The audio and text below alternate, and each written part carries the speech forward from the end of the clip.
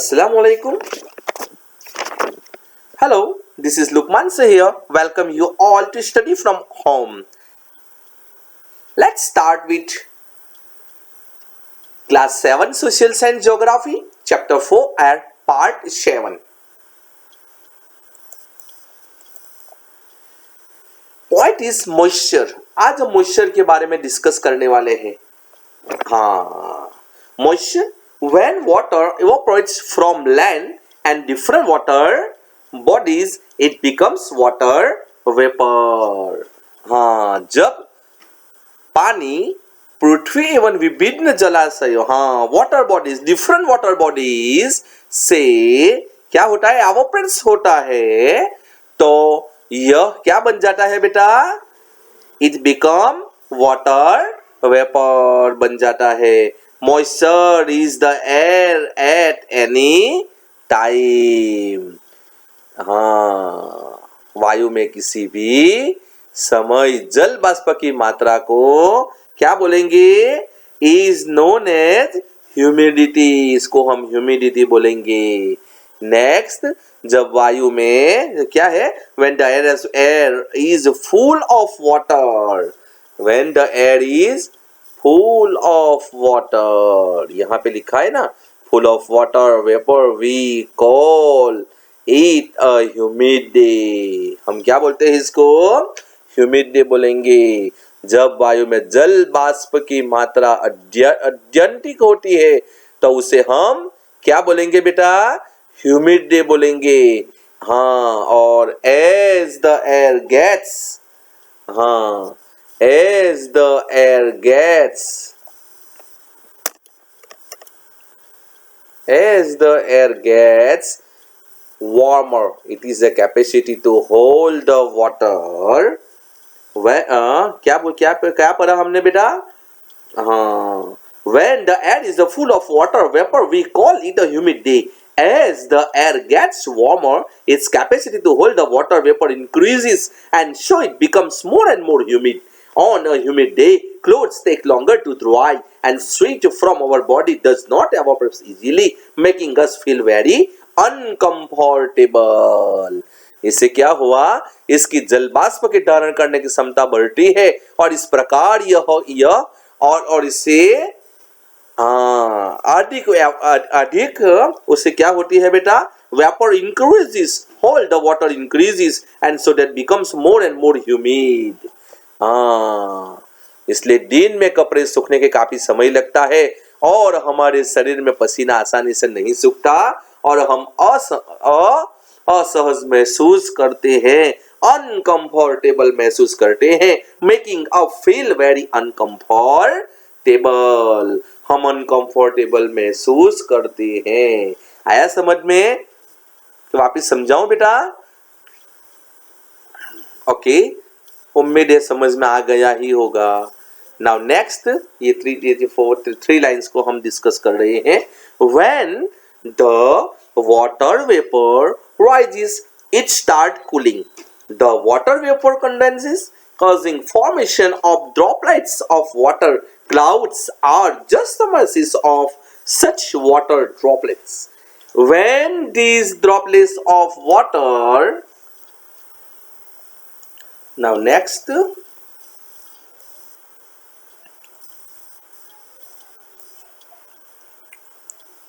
when the water vapor rises is starting cooling. The water vapor condensation causing formation of droplets of water. Cloud are the masses of such water droplets. When these droplets of water become too heavy to float in air, then they come down as precipitation. Okay इसका मतलब क्या हुआ जब जल बाष्प ऊपर जाता है ऊपर उठता है तो यह ठंडा होना शुरू हो जाता है. ये है ना ये रहा we can see this picture. When the water vapor rises is starting cooling हाँ now, और क्या है the water vapour condensation causing the formation of droplets of water cloud the meshes of water droplets इससे क्या होता है जलवाष्प से संगठित होकर ठंडा होकर जल की बूंद बनाते हैं हाँ और बादल उन्हीं जल बूंदों का ही एक समूह होता है clouds are just the message of such water of droplets when these droplets of water become too heavy to float in air जब जल की ये पूरी इतनी भारी होती है कि वायु में तैर न सके वो तैरता नहीं है तैर न सके then they come down as precipitation तब ये वर्षण के रूप में नीचे आती है okay now next jet planes flying in the sky leave a white trail behind them the moisture from their engines condenses we see trails of this condensed moisture for sometimes when there is no air movement to disturb it आकाश में उड़ते हुए flying होते हैं ना jet planes flying in the sky आकाश में उड़ते हुए जेट हवाई जहाज उनके पीछे सफेद पट के चिन्ह होते हैं व्हाइट ट्रेल बिहाइंड देम उनके इंजनों से निकली नमी संगठित हो जाती है the moisture from their engines condenses हो जाती है इनकी इंजनों से निकली नमी संगठित हो जाती है मीन्स कंडेंसिस हो जाती है और एयर की गतिमान न रहने की स्थिति में यह कंडेंसिस नमी कुछ देर तक पट के रूप में दिखाई देती है हम जानते हैं जेट फ्लाइट या फिर रॉकेट जो होते हैं वो जब आकाश के अंदर स्काई के अंदर जब वो फ्लाइंग होते हैं तो उसके पीछे व्हाइट धुआं जैसा कुछ दिखता है ना और फिर वो क्या हो जाता है कुछ देर तक पट के रूप में दिखाई देती है बस नेक्स्ट ये पैराग्राफ को हम डिस्कस करेंगे अभी ये लास्ट पैरा ये रहा ये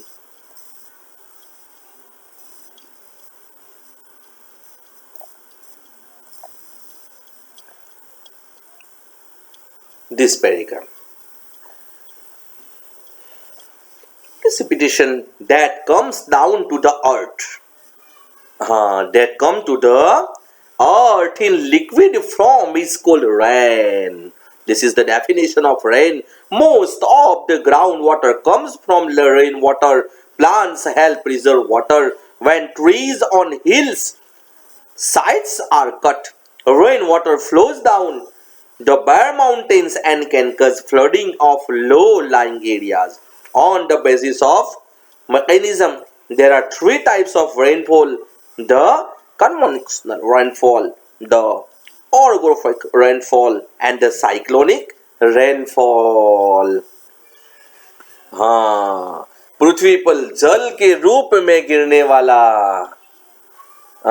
liquid from this precipitation that comes down on the earth in liquid form is called rain पृथ्वी पर जल के रूप में गिरने वाला वर्षा कहलाता है बारिश कहलाती है रेन कहलाती है ज्यादातर भौम जल वर्षा जल से ही प्राप्त होता है पौधे जल संरक्षण में मदद करते हैं जब पहाड़ी पासों में पेड़ काटे जाते हैं वर्षा जल अनावृष्टित पहाड़ों के नीचे बहता है एवं निचले इलाकों में बाढ़ का कारण बनता है क्रियाविधि आधार पर वर्षा के 3 प्रकार होते हैं 3 प्रकार देयर आर 3 टाइप्स कौन से बेटा the conventional rainfall organic rainfall and cyclonic rainfall आया समझ में यहाँ पे हमने जो थर्ड पिक्चर है ना देखो बेटा फर्स्ट पिक्चर साइक्लोनिक रेनफॉल यहाँ पे ये साइक्लोनिक रेनफॉल है सेकंड जो है वो रेनिक rainfall organic rainfall and third है कन्वेंशनल रेनफॉल ये हमने 1 2 और 3 के बारे में यहाँ पे डिस्कस किया है Now next, rainfall is very important for the survival of plant and animals. It brings fresh water to the earth's surface. If rainfall is less, water scarcity and drought occur. On the other hand, if it is more, floods take place. Means rainfall is very important, बहुत important है for the survival of plants and animals के लिए बहुत important है।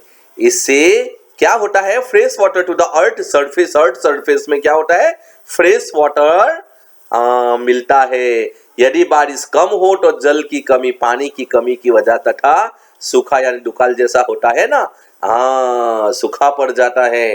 Rainfall late drought अकर, सूखा पड़ता है। और क्या होता है, इससे विपरीत अगर वर्षा अधिक होती है तो क्या आती है, फ्लड्स आती है, मीन्स बाढ़ आती है। आया समझ में बेटा? यहाँ पे हमारा लेसन फिनिश हो रहा है। व्हाट यू लर्न टुडे बेटा? Today you have learn about moisture. Moisture क्या है उसके बारे में हमने आज पढ़ा है। एक बार और भी थोड़ा, when water evaporates from the land the water bodies it becomes water vapor. Moisture is in the air at any time is not humidity. Humidity के बारे में पढ़ा है, वाटर्स के बारे में पढ़ा है, साइक्लोनिक रेनफॉल के बारे में हमने यहाँ पे पढ़ा है, और relief organic orographic rainfall and conventional rainfall के बारे में आज हमने पढ़ा है। मॉइस्चर के बारे में आज हमने डिस्कस किया है। और ये पिक्चर भी we can see this picture, हम ये पिक्चर भी देख सकते हैं। पहला पिक्चर जो है वो साइक्लोनिक रेनफॉल है। हाँ, ये जो है ये वार्म एयर यहाँ पे है। हाँ, और यहाँ पे कोल्ड है, देखो ये कोल्ड है ना। और ये कौन सा है, ये यहाँ पे सीज लेवल जो है, सीज लेवल से यहाँ पे ऊपर जा रही है और बारिश एवोपरेट होके यहाँ पे बारिश नीचे गिर रही है। This is cyclonic rainfall. फिर नेक्स्ट रिलीफ और ऑरोग्राफिक रेनफॉल। ये हाँ, ये जो मॉइस्चर है, मॉइस्चर एयर यहाँ पे जो है, यहाँ ये यहाँ मॉइस्चर एयर यहाँ पे है और यहाँ पे इसे बारिश गिरती है। और थर्ड जो है वो, थर्ड में कन्वेक्शनल रेनफॉल यानी वार्म एयर, ये रहा वार्म एयर ऊपर जाती है, इसको क्लाउड्स बनते हैं और क्लाउड्स बनने के बाद एवापोरेशन प्रोसेस जो होती है उसके बनने के बाद बारिश गिरती है। This is we are discussing about types of rainfall. हमने क्या पढ़ा थी 13 पिक्चर के अंदर, types of 1, 2 and 3, this we are calling types of rainfall हम इसको बोलेंगे। और 3 टाइप्स ऑफ रेनफॉल हमने यहाँ पे डिस्कस किया है। आया समझ में? फर्स्ट हमने डिस्कस किया है मॉइस्चर के बारे में, बराबर है। कूलिंग कंडेंसिंग प्रोसेस जो होती है उसके अंदर ह्यूमिडिटी होती है, फिर एवापोरेशन प्रोसेस होती है, वाटर वेपोर होती है, ह्यूमिडिटी के बारे में भी हमने डिस्कस किया। गैस, एयर गैस वार्मर कैसे होती है, capacity to hold the water vapour increasing, इसके अंदर इसके वेपर के अंदर बढ़ावा होता है और so it becomes more and more humid, इसकी वजह से मोर एंड मोर ह्यूमिडिटी होती है। Humidity clothes take longer to dry and sweat from our body, not evaporate easily, हमारे कपड़े भी सूखते नहीं है और making us feel very uncomfortable, हम कभी कभी महसूस करते हैं। आया समझ में बेटा? ओके, नेक्स्ट जो होता है when the water vapor rises is starting cooling the vapor condenses causing a formation of droplet of water. Clouds are just the masses of such water droplets. When these droplets of water become too heavy to float in air, then they come down precipitation. Okay बेटा, next paragraph में हमने जो discuss किया वो jet planes के बारे में discuss किया है कि jet planes flying in the sky leave a white trail behind them.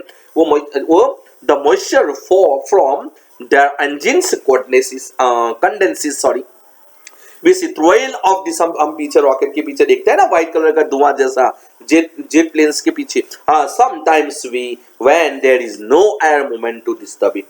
Okay, यहाँ पे हमने जो डिस्कस किया वो यहाँ पे फिनिश हो रहा है।